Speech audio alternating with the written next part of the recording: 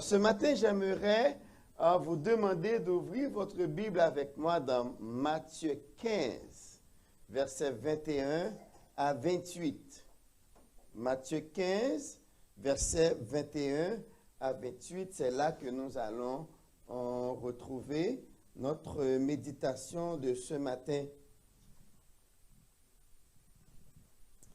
Parce que je ne sais pas dans votre vie spirituelle à combien de tests, à combien d'épreuves vous pouvez être soumis. Et c'est quoi votre réaction quand vous êtes soumis à certaines épreuves de cette vie? Nous allons voir une madame, comment elle a dû faire face à plusieurs tests, à plusieurs épreuves, et quelle a été sa réaction et comment l'histoire s'est terminée pour cette madame. Je vous demande de vous mettre debout, tandis que nous allons lire les quelques versets de cette péricope, là où nous allons trouver notre méditation du jour. Matthieu 15, versets 21 à 28. Je lis pour vous. Jésus étant parti de là, se retira dans le territoire de Tyr et de Sidon. Et voici une femme cananéenne qui venait de ces contrées, lui cria, « Aie pitié de moi, Seigneur, fils de David. Ma fille est cruellement tourmentée par le démon. » Il ne lui répondit pas un mot. Et ses disciples s'approchèrent et lui dirent avec instance, « Renvoie-la, car elle crie derrière nous. » Il répondit, « Je n'ai été envoyé qu'aux brebis perdues de la maison d'Israël. » Mais elle vint se prosterner devant lui, disant, « Seigneur, secours-moi. » Il répondit, « Il n'est pas bien de prendre le pain des enfants et de le jeter aux petits chiens. » « Oui, Seigneur, dit-elle, mais les petits chiens mangent les miettes qui tombent de la table de leur maître. » Alors Jésus lui dit, « Femme, ta foi est grande, qu'il te soit fait comme tu veux. » Et à l'heure même, sa fille fut guérie. Que le Seigneur daigne bénir cette lecture pour notre édification commune. Merci, rassoyez-vous. Je suis certain que ce n'est pas pour la première fois que vous allez entendre une méditation autour de cette péricope, Matthieu 15, versets 21 à 28, qui parle de cette femme qui était allée vers Jésus. Alors, quand on dit que Jésus étant parti de là, on comprend qu'il était dans un endroit bien spécifique. Et là, comme dans ses habitudes, il a fait beaucoup de miracles, il a enseigné, mais cette fois-ci, il est parti du lieu où il était pour se rendre où ça? Pour se rendre dans un territoire païen. Tyr et Sidon, c'est vers le nord d'Israël. C'est dans le nord d'Israël et même sur la côte de la Méditerranée, donc nord-ouest. Donc Jésus-Christ, il a laissé là où il était, probablement à Capernaum, mais pour le moment, on n'a pas le texte devant nous, mais pour se rendre là, pourquoi? Ce détail, la raison pour laquelle Jésus-Christ s'était retiré à Tyr et de Sidon, Matthieu n'a pas trouvé important de nous le dire. Mais par contre, Marc nous le dit. Si vous allez dans Marc chapitre 7, versets 24 à 30, nous retrouvons le même événement, mais avec quelques petits détails que Matthieu ne nous donne pas. Écoutez ça. Oui, étant parti de là, Jésus s'en alla avec ses disciples dans le territoire de Tyr et de Sidon. Et là, Marc nous dit, il entra dans une maison désirant que personne ne le sût.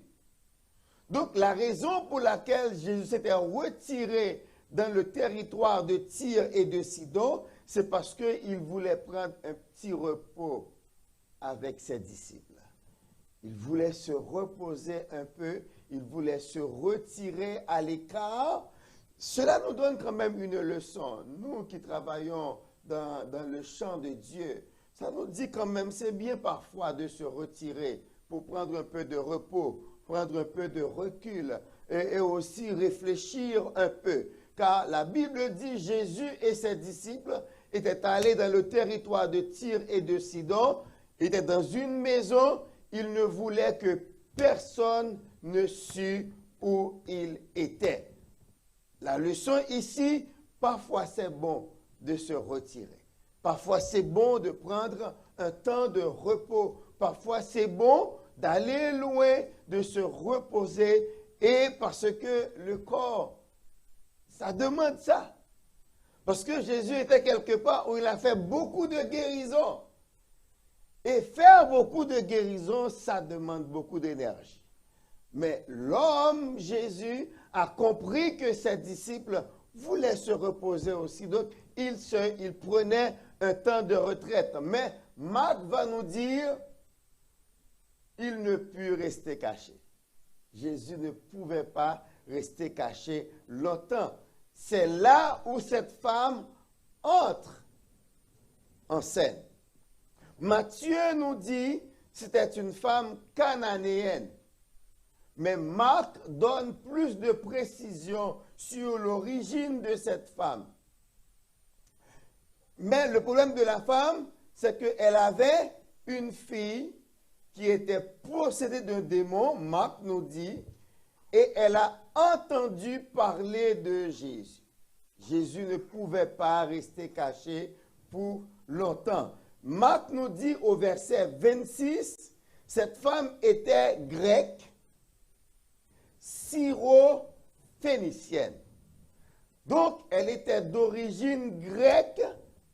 Elle était aussi était originaire de Syrie, mais elle avait aussi du sang philistin dans ses veines, parce qu'on nous dit qu'elle était syro-phénicienne. Donc, c'était une femme païenne de la tête aux pieds. Donc, la raison pour laquelle Marc donne ces détails, c'est pour nous dire, voici de quelle femme cette femme était. C'était vraiment une femme très... Non seulement elle était cananéenne, c'est déjà des nations ennemies du peuple d'Israël.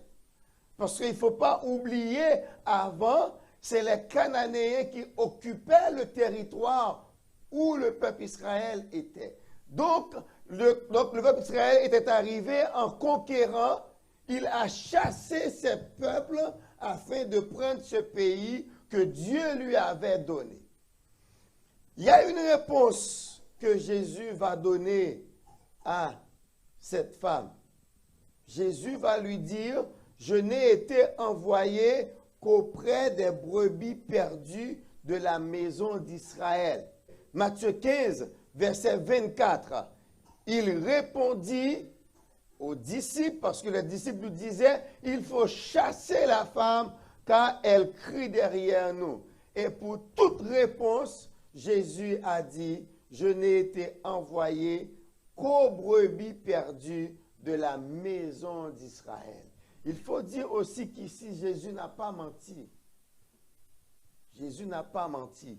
Parce que dans le plan du salut, il fallait d'abord racheter les Juifs, ensuite les païens. Donc Jésus était venu d'abord pour la maison d'Israël. Et rappelez-vous, dans Luc chapitre 10, quand il va envoyer les disciples, les 70 disciples, 2 à 2, il va leur dire, n'allez pas dans les villes païennes, mais allez vers les enfants de la maison d'Israël. Si vous arrivez dans une maison, dites, la paix soit avec vous. Si on vous accueille, demeurez dans la maison et votre paix restera dans la maison. Mais si on ne vous accueille pas, laissez la maison. Dans une ville où on ne vous accueille pas, eh bien, secouez la poussière, secouez vos pieds. Donc, c'est pour dire que dans un premier temps, l'évangile devait être adressé aux Juifs, ensuite aux païens. Et c'est ce que Paul va dire. Allez dans Actes chapitre 28, quand, étant réunis avec les Juifs de Rome, il leur parlait de Jésus. Certains croyaient, mais assurément la majorité ne croyait pas. Et Paul va leur dire, sachez-le bien, c'est à vous en premier que cette bonne nouvelle a été envoyée. Mais puisque maintenant, vous ne vous jugez pas digne de recevoir cette parole, alors je vais me tourner vers les païens. C'est parce que les Juifs ont rejeté l'évangile. Et dans Romains chapitre 9, Paul va parler de ces deux oliviers pour dire qu'il y a des branches qui ont été retranchées parce qu'ils avaient rejeté l'évangile. Donc, quand Jésus dit « Je n'ai été envoyé qu'aux brebis perdues de la maison d'Israël », c'est une vérité parce que dans le plan du salut, la nouvelle était d'abord pour les Juifs et c'est les Juifs qui devraient enseigner l'évangile aux païens.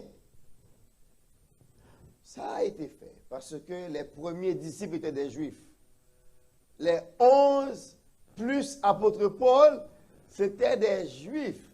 Mais on a vu que les païens ont accueilli l'évangile de telle manière qu'aujourd'hui, c'est vous et moi qui annonçons l'évangile même aux Juifs. Alors, regardons les épreuves, les tests auxquels cette femme a été soumise. Dans un premier temps, elle n'a reçu comme réponse à ses cris le silence de Jésus. Matthieu 15, verset 23 nous dit, il ne lui répondit pas un mot. La femme criait. Et regardons bien, cette femme avait une bonne connaissance de qui était Jésus. Parce qu'elle eut à dire, Seigneur, fils de David. Elle connaissait Jésus et mieux que les Juifs. Déjà, cette femme qui a désigné Jésus comme fils de David, on va retrouver la même expression sur les lèvres de Bartimée, sur le chemin de Jéricho. Bartimée va dire, Jésus, fils de David. Donc, en appelant Jésus, fils de David, il faisait appel à la compassion de Jésus. Souvenez-vous que le roi David était un roi compatissant. Donc, en tant que fils de David, ayez compassion de nous. Et la femme de dire, fils de David, aie pitié de moi. Premier test, le silence de Dieu. Comment réagissez-vous quand le Seigneur ne répond pas à vos prières au moment où vous l'attendiez? Cette femme a fait face d'abord au silence. Jésus ne lui répondit pas un mot. La femme parlait et Jésus faisait silence. On se rappelle le cas de Bartimée. Jésus-Christ était sur la route. C'est les autres qui lui disaient, tais-toi, tu déranges le maître. Mais à un certain moment, Jésus lui a dit la parole. Mais cette femme, Jésus ne lui a dit pas un mot. Deuxième épreuve, les disciples. Les disciples, ils s'approchent de Jésus pour lui dire, mais revoilà, car elle crie derrière nous. Non seulement vous priez, non seulement Dieu ne vous répond pas, mais maintenant les gens alentour qui devraient vous supporter, les gens alentour qui devraient vous aider à prier, et même des gens qui sont dans les mêmes conditions que vous, ils devraient être compréhensifs. Mais et voilà ce qu'ils disent les disciples, ceux qui sont proches de Jésus. Ils disent, revoilà, car elle crie derrière nous. Est-ce que leur adresse à Jésus était une requête? Parce que la réponse de Jésus va nous renseigner beaucoup sur l'adresse des disciples. Renvoie-la car elle crie. Est-ce que les disciples étaient allés dire à Jésus, mais Seigneur, donne-lui ce qu'elle demande? Parce qu'elle fait du bruit derrière nous. Donc, à un certain moment, les disciples en avaient là d'entendre la voix de la femme qui criait derrière. Il arrive souvent que dans la vie spirituelle, dans votre cheminement spirituel, que vous soyez entouré de gens qui ne vous comprennent pas, qui trouvent que vous chantez trop fort, vous priez trop fort, vous dites, vous élevez vos voix trop fort, vous parlez trop fort, mais madame, vous priez trop fort, priez un peu en silence. La personne ne vous comprend pas.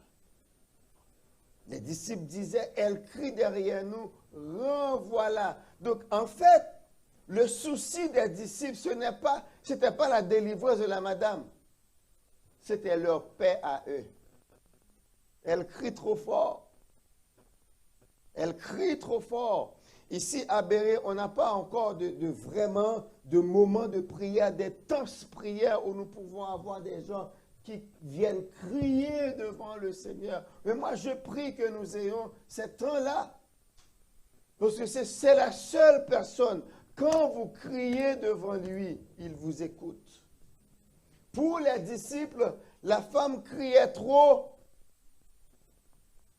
Et Jésus de dire, écoutez, même quand vous auriez aimé que j'acquiesce à sa demande, mais ce n'est pas encore le temps parce que je ne suis pas venu pour les païens. Ce n'est pas encore le temps, la dispensation des païens. Pour le moment, je suis là pour les Juifs. Et la dame qui a entendu cela,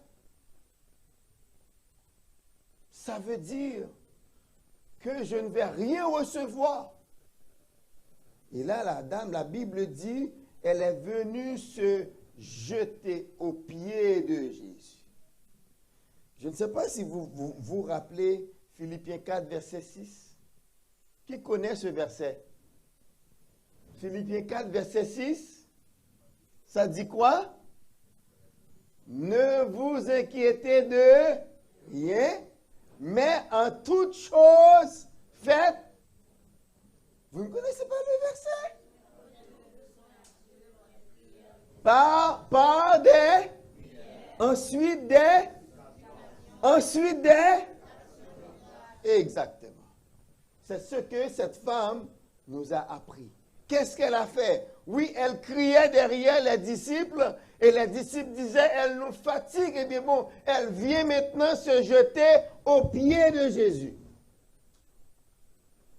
Elle vient se jeter, se prosterner devant Jésus en disant, Seigneur, secours-moi. Mais qu'est-ce qu'elle voulait? Elle voulait la guérison pour sa fille. Parce qu'elle a une fille qui était tourmentée par un démon. Savez-vous qu'il y a des gens qui jouent maintenant avec les démons? Mais la Bible nous présente les démons comme des entités qui tourmentent toujours les humains. Les démons ne sont pas là pour vous aider. Les démons ne sont pas là pour vous rendre service. Les démons sont là pour vous tourmenter. Même quand il y a des gens quand même dans le spiritisme qui utilisent leurs pensées, qui font des choses avec des démons, ne vous en faites pas. À un moment donné, ils vont se tourner contre vous. À un moment, aucun démon n'est là pour rendre service aux humains. Ils sont là pour vous tourmenter. Et vous pouvez les voir. Vous savez, dans Luc nous parle de monsieur qui avait une légion de démons. Mais ce qui m'intéresse, c'est que ce monsieur, il restait où ça? Dans les cimetières. Comment il était? Nu. Personne ne pouvait le dompter. Il allait nu. Donc vous comprenez maintenant, quand vous marchez dans la rue, vous trouvez des gens nus, vous comprenez qu'ils sont tous possédés par des démons. Car seuls les démons portent les gens à marcher tout nus, sans avoir souci de leur pudeur, à marcher nus. La Bible dit cet homme allait nu, mais seulement un jour, il a fait une rencontre. Quand il a rencontré Jésus, Jésus a chassé les démons et la Bible dit, on vient voir cet homme dans son bon sens et habillé. Jésus habille les gens. Depuis Genèse 3, Dieu habille les hommes nus. C'est le péché qui nous porte à nous promener tout nus. Les enfants peuvent aller tout nus. Ce sont des enfants, ils sont innocents. Mais comment pouvez-vous imaginer que des adultes barbus, ils vont nus? Comme c'est une mode. Mais non, ils sont possédés. Parce que ce sont les démons qui portent les humains à se promener nus, sans se soucier de leur corps, de leur nudité. C'est les démons. La Bible dit, cette fille était possédée par un démon et sa mère était partie auprès de Jésus pour obtenir sa guérison. Dans un premier temps, cette femme a fait face au silence de Dieu. Ça arrive des fois que nous prions, mais le ciel semble d'acier. On dirait que nos prières ne montent pas. On dirait que le Seigneur ne nous entend pas. On prie, mais rien ne se passe. Qu'est-ce qu'il faut faire? Redoubler d'efforts. Philippiens 4, 6. Faites connaître vos besoins par des prières. Si les prières ne suffisent pas, vous suppliez. Si les supplications ne suffisent pas, action de grâce. Savez-vous, il y a des choses contre lesquelles même le Seigneur doit répondre. C'est quand votre situation est devenue plus corsée, mais malgré cela, vous adorez. Vous n'avez qu'à vous rappeler Paul et Silas dans la prison. Ils étaient vraiment dans un fâcheux état. On les a arrêtés, on les a battus. Après ça, on les a mis dans les ceps. On a mis leurs pieds dans des blocs de bois. Ils étaient suspendus. Donc, ils venaient d'être battus au fouet, au dos. Et voilà que maintenant dans la prison, ils ne pouvaient pas se coucher parce qu'on avait soulevé leurs pieds. Ils ne pouvaient que rester sur le dos, couchés sur les blessures. Mais même dans cette position, la Bible dit qu'est-ce qu'ils faisaient? Vers minuit, ils chantaient les louanges du Seigneur. C'était le premier concert gospel dans le monde évangélique. À minuit, dans une prison, la Bible dit, les autres prisonniers les avaient entendus chanter. Mais pendant qu'ils chantaient, aucune chaîne ne peut maintenir un laudateur. Quand quelqu'un adore le Seigneur par le chant, il n'y a rien qui puisse le retenir. Et la Bible dit, pendant que Paul et Silas chantaient, les fondements de la prison étaient ébranlés. Il y a eu un tremblement de terre, toutes les chaînes étaient tombées, les portes étaient ouvertes et tous les prisonniers étaient libérés, y compris Paul et Silas. Donc il y a une chose à laquelle Dieu, on peut même parler, si vous me permettez, de la faiblesse de Dieu, c'est quand, malgré votre situation, mais vous louez. Dieu ne peut pas rester insensible à ça. Voilà pourquoi Paul va dire, en toute chose, faites connaître vos besoins à Dieu par des prières, des supplications avec des actions de grâce. Même quand la situation n'a pas encore changé, mais vous louez le Seigneur. Je pense que hier soir, Pasteur Ronnie qui prêchait avait dit ça aussi.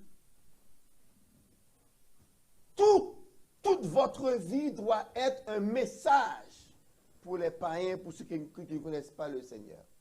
Toute votre vie, vous pouvez être dans une situation très difficile, mais votre attitude dans la situation peut être un message vibrant pour celui qui ne connaît pas encore Christ et qui vous observe. Et même celui qui vit le même problème que vous, mais votre attitude peut être pour lui un message qui peut l'emmener à Christ. Parce que tout simplement, vous vivez votre foi, vous vivez votre confiance dans le Seigneur. Parce que la confiance en Dieu, ce n'est pas le dire, mais c'est le vivre. Ce n'est pas dire que j'ai confiance en Dieu, mais dans les moments difficiles, comment réagissez-vous? Cette femme nous donne cette leçon. Oui, Jésus a fait silence. Jésus n'a pas répondu à sa prière. Oui, elle a essuyé la persécution des pères, la persécution des disciples. Oui, et Jésus de sa bouche a dit que cette femme, elle ne peut pas recevoir de moi une attention maintenant parce qu'elle n'est pas juive.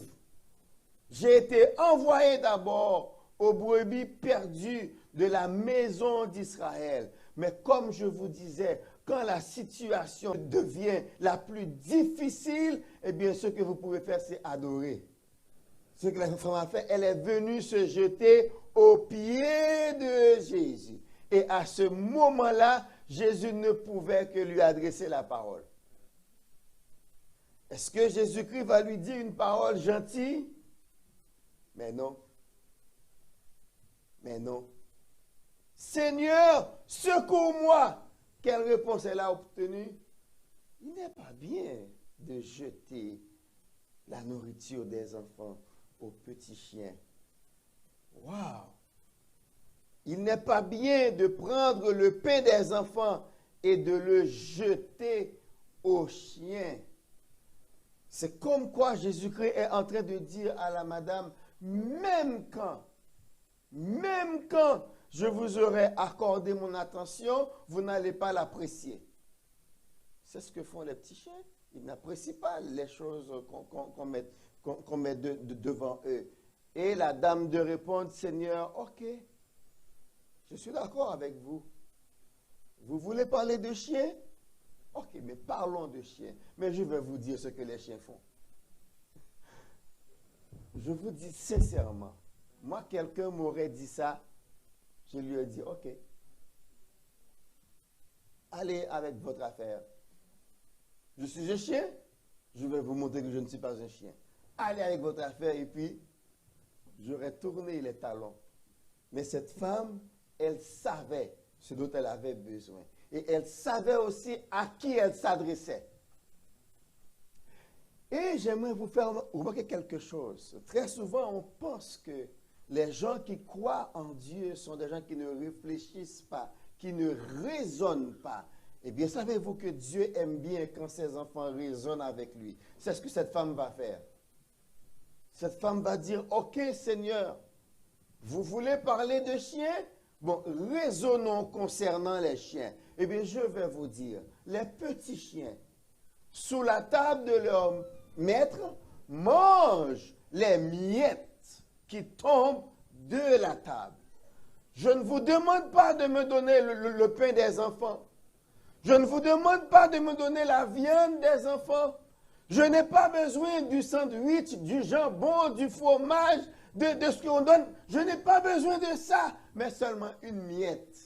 Laissez tomber quelques miettes, Seigneur.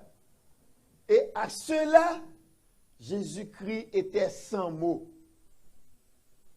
Comment réagissez-vous devant les épreuves qui vous accablent? Comment réagissez-vous devant les vicissitudes de la vie? Est-ce que vous résistez avec Dieu? C'est ce que Jacob avait fait. Et je pense vous avoir déjà parlé de la différence entre lutter avec Dieu et lutter contre Dieu. Il y a une grande différence entre lutter avec Dieu et lutter contre Dieu. Lutter contre Dieu, c'est ce conseil que Gamaliel avait donné aux membres de Sanhédrin quand il faisait arrêter les disciples. Dans Acte 5, Gamaliel leur a dit, gardez-vous de lutter contre Dieu, car si ce mouvement est de Dieu, vous ne pourrez pas le combattre. Vous ne pourrez rien faire si ce mouvement est de Dieu. Laissez partir, laissez-les faire. Lutter contre Dieu, c'est se mettre en opposition à Dieu. C'est essayer de combattre Dieu. Et tandis que lutter avec Dieu, c'est prendre Dieu comme entraîneur. Et c'est ce que Jacob avait fait avec Dieu, jusqu'à ce que l'ange lui ait dit, tu as lutté avec Dieu et tu as gagné. Tu as été vainqueur. Je vous encourage ce matin à savoir lutter avec Dieu. Comme cette femme. Cette femme a lutté avec Dieu, pas contre Dieu, mais avec Dieu. Elle a accepté de passer les tests auxquels elle était soumise. Le silence de Dieu. Ça va arriver dans votre vie où vos prières ne sont pas exaucées au moment où vous y attendiez. Ça va arriver dans votre vie spirituelle où vos prières, où vous semblez avoir perdu l'attention de Dieu. Seigneur, où es-tu? Seigneur, m'entends-tu? Seigneur, je suis là. Seigneur, fais un geste. Silence. Est-ce que ça veut dire qu'il n'est pas là? Mais non, il est toujours là. Il est toujours là. Je ne sais pas si vous avez déjà vu le film God's Not Dead, numéro 2. Il y a un numéro 1, mais il y a un numéro 2. Et c'est une professeure qui est traînée devant la justice parce qu'elle a parlé de Jésus en classe. Dans le film God's Not Dead, Dieu n'est pas mort, numéro 2. Et là, pendant que la femme est devant la justice, elle a dit à son père, mais je ne comprends pas. Avant, je pouvais sentir la présence de Dieu. Quand je prie, quand je chante, je pouvais sentir sa présence. Mais maintenant que j'ai besoin de lui, je ne le sens pas. Il semble ignorer mes prières. Et son père de lui dire, mais tu es professeur, non? Quand tu donnes un examen à tes élèves, est-ce que c'est le moment de leur expliquer la matière? Non. Quand on est en examen, ce n'est pas le moment où le professeur explique la matière. Le professeur fait silence. Est-ce que ça veut dire qu'il n'est pas là? Le professeur est là. Mais quand un enfant est en examen, le professeur fait silence et laisse travailler son enfant, son élève. Et c'est ce que le père lui a répondu. Maintenant, tu es en examen, ma fille. Dieu, en tant que professeur, fait silence. Mais il est toujours là. Nous devons le savoir. Jésus-Christ était là. Est-ce que Jésus-Christ n'a pas entendu ce que disait la femme? Il avait entendu. Mais il voulait tester pour voir jusqu'où cette femme va aller pour nous laisser cette leçon aujourd'hui. Cette femme a essuyé le silence de Dieu. Cette femme a essuyé la persécution des pères. Les disciples qui devraient être compréhensifs, compatissants à son égard. Et même l'aider à prier. Mais seulement, il disait à Jésus-Christ de la renvoyer. Et Jésus-Christ de son côté qui eut à lui dire, je ne suis pas venu pour toi, madame. Je suis venu pour les Juifs d'abord. Elle est venue se jeter aux pieds de Jésus en adoration. Et Jésus de dire, il n'est pas bien de prendre le pain des enfants et de le jeter aux petits chiens. jusqu'à ce que la femme eut à dire, je suis d'accord, ce que vous dites est bien, mais les petits chiens mangent les miettes qui tombent de la table de leur maître. Alors, laisse tomber une petite miette. Et à cette question, Jésus-Christ, à ce raisonnement, Jésus-Christ eut à dire, ma femme, femme, ta foi est grande. J'aimerais vous dire que cette expression se retrouve seulement 2 fois dans le Nouveau Testament, où Jésus-Christ déclare à quelqu'un que sa foi est grande. Avec cette femme et avec le centenier. Le centenier qui avait ce serviteur malade et qui avait envoyé des gens demander à Jésus de guérir. Les gens étaient venus auprès de Jésus pour lui dire, ce monsieur, il mérite que tu fasses ça pour lui parce que c'est lui qui a fait construire notre synagogue. Mais le centenier romain, lui, en s'approchant de Jésus, va dire, je ne suis pas digne que tu rentres chez moi. C'est très important. C'est très important, hein? Alors que les autres pensent impressionner Jésus en disant, il mérite que tu l'aides parce qu'il nous a aidés d'abord. Mais le centenier lui-même vint dire à Jésus, je ne suis pas digne. Je ne suis pas digne que tu rentres chez moi. Ne te fatigue pas. Mais j'ai foi en ta puissance. Si tu commandes à la guérison d'aller vers mon serviteur, elle ira. Parce que moi aussi, j'ai des serviteurs. Quand je les commande, ils exécutent ce que je leur dis de faire. Toi-même, commande à la santé d'aller vers mon serviteur. Et Jésus-Christ lui a dit, même en Israël, je n'ai pas trouvé une aussi grande foi. C'est à 2 païens, à 2 étrangers que Jésus a trouvé, ou bien a déclaré qu'ils avaient une grande foi. Ce matin, j'aimerais vous adresser cette parole. Quel est le niveau de votre foi? Quel est le niveau de votre foi? Et laissez-moi vous dire que le niveau de votre foi va se mesurer au niveau de risque que vous êtes prêt à prendre avec Dieu. Êtes-vous prêt à ce que les membres de votre famille vous ridiculisent? Êtes-vous prêt à accepter que vos amis vous ridiculisent pour Christ? Êtes-vous prêt à accepter que vos amis vous délaissent? Êtes-vous prêt à accepter que votre père vous dise, moi je ne vous reconnais plus, vous n'êtes plus ma fille, vous n'êtes plus mon fils, parce que vous avez accepté Christ? Êtes-vous prêt à entendre cela? Êtes-vous prêt à être rejeté par les autres, mais à expérimenter comme David va le dire dans le psaume 27, verset 10, car mon père et ma mère m'abandonnent, mais l'Éternel me recueillera. Êtes-vous prêt? David a fait cela.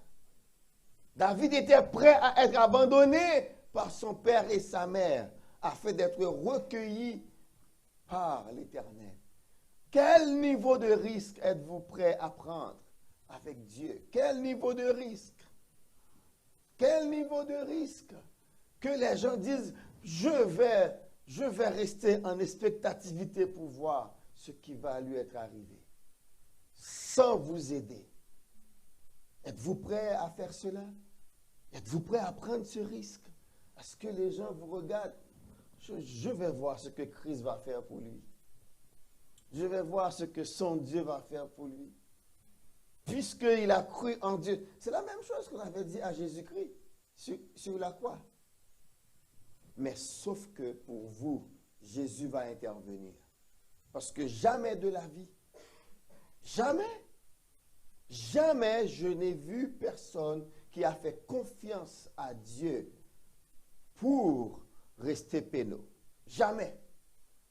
Il a toujours dit un mot. Et parfois, il laisse la situation se corser, se dégénérer même, afin que tout le monde vous tourne dos.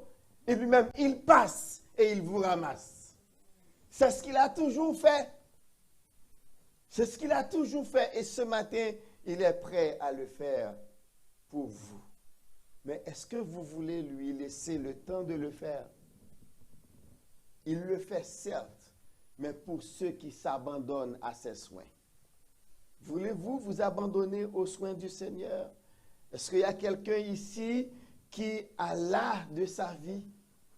Est-ce qu'il y a quelqu'un parmi vous, parmi nous, qui est découragé, qui veut remettre sa vie à Christ, qui est fatigué de lutter, fatigué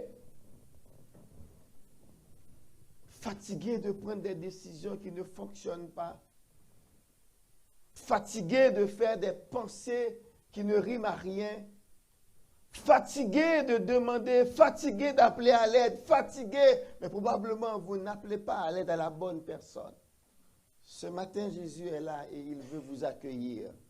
Comme cette femme, il ne vous demande pas d'être déraisonnable. D'ailleurs, très souvent, la foi peut paraître déraisonnable, mais la foi, c'est la seule chose raisonnable, réellement raisonnable.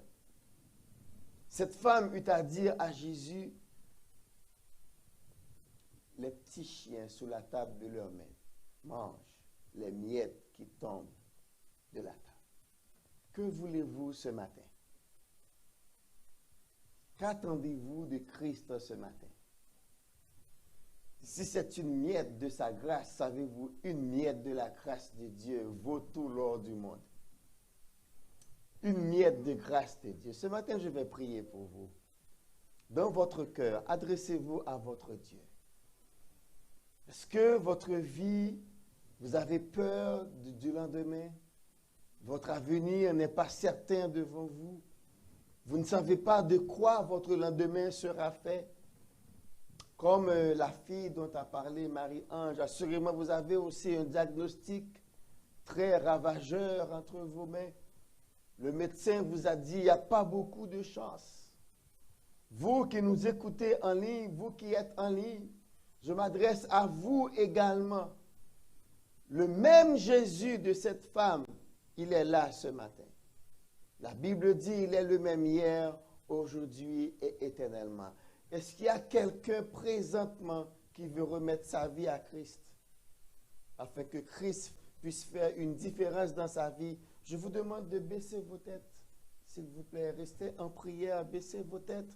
S'il y a quelqu'un dans la salle qui veut remettre sa vie à Christ et laisser Jésus-Christ faire toute la différence, prendre le contrôle de votre avenir.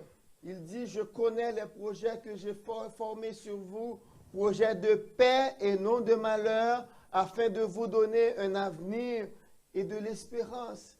Est-ce qu'il y a quelqu'un ici, même quand vous êtes né dans une famille chrétienne, mais vous sentez que vous devez faire un pas de plus avec Dieu, vous sentez que vous devez prendre Christ comme votre Sauveur et Seigneur vous-même et cesser de vivre sur les prières de maman et papa?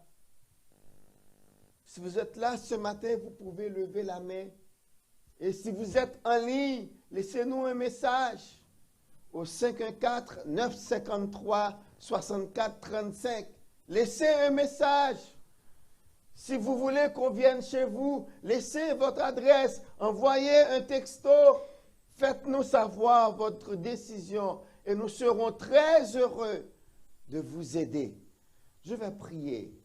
Cher Seigneur, nous te disons merci de ce que tu nous as permis de voir cette péricope qui nous parle de cette femme qui eut à affronter beaucoup de difficultés. Non seulement sa fille est malade, elle souffrait dans son cœur de voir sa fille être tourmentée par un démon, mais elle est venue vers Jésus et elle a dû faire un effort, papa, considérable afin de réaliser, afin, papa, d'obtenir la guérison de sa fille. Papa, nous sommes devant toi aussi. Assurément, certains d'entre nous se retrouvent dans la même situation que cette femme, Seigneur, qui affronte le silence de Dieu, qui affronte la persécution des gens de l'Église, qui affronte, Seigneur, qui affronte la parole, mais qui tombe, papa, en adoration devant toi. Nous te prions de jeter un regard favorable et de déclarer également, ta foi est grande, qu'il te soit fait selon cette foi. Seigneur, nous voici devant toi ce matin. L'Église est en prière. Nous te prions, Père, de permettre à ce que chaque personne ici présente puisse prendre la décision de marcher avec toi. Et cela, quels que soient les problèmes qu'ils rencontrent, quelles que soient les épreuves, Papa, que nous puissions tenir ferme en sachant fermement que nous nous adressons au seul capable de faire une différence dans notre vie, qui est notre Seigneur Jésus-Christ. Papa, que ton nom soit béni, que la vie de chaque personne qui écoute ce message, Seigneur, puisse être un témoignage de la manière dont tu interviens dans la vie de tes enfants. Papa, nous te prions pour ceux qui sont malades maintenant, pour ceux qui sont faibles, pour ceux qui sont à la maison, pour ceux qui prennent, papa, des dizaines de pilules par jour, mais Seigneur, qui se retrouvent encore et encore plus malades. Nous te prions toi-même de faire une intervention spéciale afin de guérir ceux-là qui ont des dossiers bloqués. Nous te prions, Père, de les débloquer. Ceux-là qui doivent passer devant la cour pour leur dossier d'immigration. Nous te prions, Père, de dire un mot, d'accompagner et de répondre à leur place, afin que le dossier puisse avancer et qu'ils puissent obtenir ce dont ils ont besoin. Papa, nous nous remettons entre tes mains. L'église Béret est entre tes mains. Une église qui veut propager l'évangile. Donne-nous, Père, de propager cette bonne nouvelle. Et fais que, Père, plus d'une personne puisse entendre cette parole et se tourner vers toi pour leur salut éternel. Papa, merci pour cette matinée que tu nous as accordée. Daigne nous bénir. Daigne permettre à ce que chacun de nous puisse retourner de sa demeure respective, différent de la manière dont on est parti ce matin, parce qu'on aura reçu de toi quelque chose de spécial. Nous te remercions à l'avance et nous crions gloire à toi. Nous crions merci, Seigneur. Nous crions béni soit l'Éternel, car nous t'avons prié au nom de Jésus. Amen.